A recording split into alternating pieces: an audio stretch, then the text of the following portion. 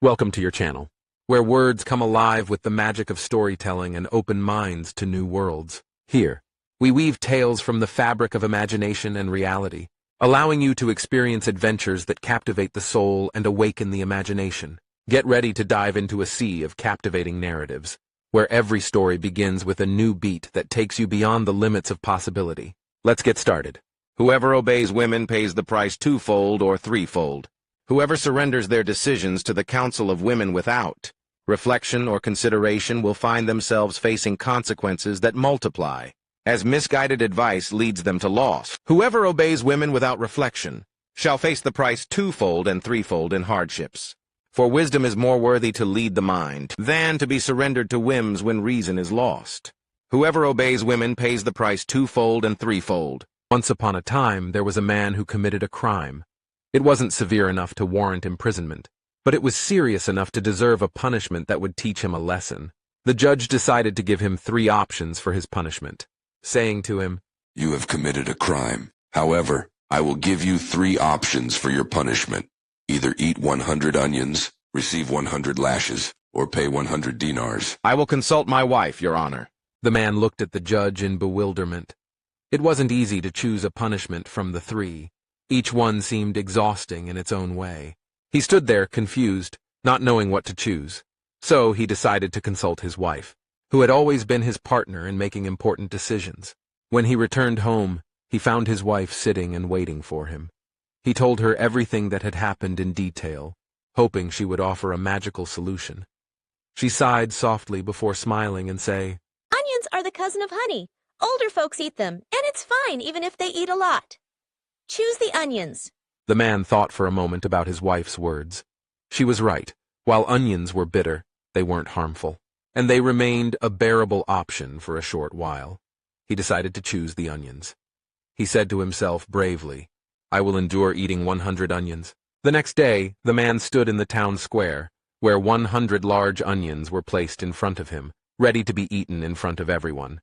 He began with the first onion, then the second, and with each bite it became more difficult. At first, the crowd watched in silence, but after the 10th onion his eyes began to water profusely, and his face changed with every bite. The crowd eventually burst into laughter when he began to vomit after the 30th onion. He struggled to continue eating until he reached the 64th onion. At that point, he felt he could go no further. His eyes bulged, and he gasped for breath. He raised his hands in surrender and declared in a faint voice filled with regret, "This is harder than I imagined. I can't do it anymore. Enough." His wife, who had been watching him from a distance, approached him and said firmly, "Since you can't do it, shorten the pain. It's better to endure 1 hour of pain than to suffer for every hour. Choose the lashes."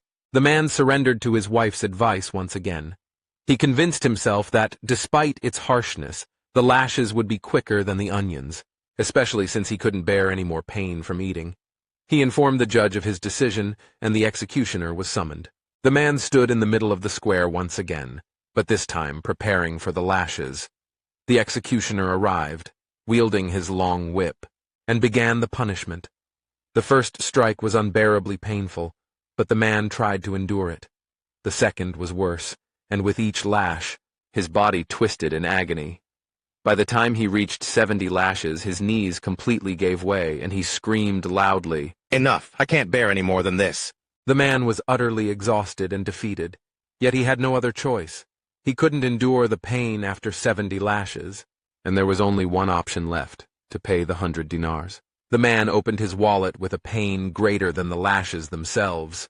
He didn't want to lose the money, but he found no other way to escape. After paying the 100 dinars, he stood there, barely holding himself together, feeling that a part of his dignity had been lost in that square. "I have nothing left but the money, and even that is gone." After all this, the man felt the need to speak with the governor, perhaps to explain what he had been through or to seek advice on life after such a bitter experience. When he stood before the governor, he felt embarrassed, but he stepped forward bravely and said, "My lord, I ask you to recommend something to be written on my grave, so that those who come after me may learn from my experience." What do you want written on your tombstone?" "Write, 'He who obeys women pays the price twice and thrice.'" And so our tale comes to an end, where reality and fantasy merge into a single canvas. leaving an indelible mark on our souls. We'll meet again in the next story, where the possible blends with the impossible and new worlds are shaped within the folds of words. Until then, goodbye.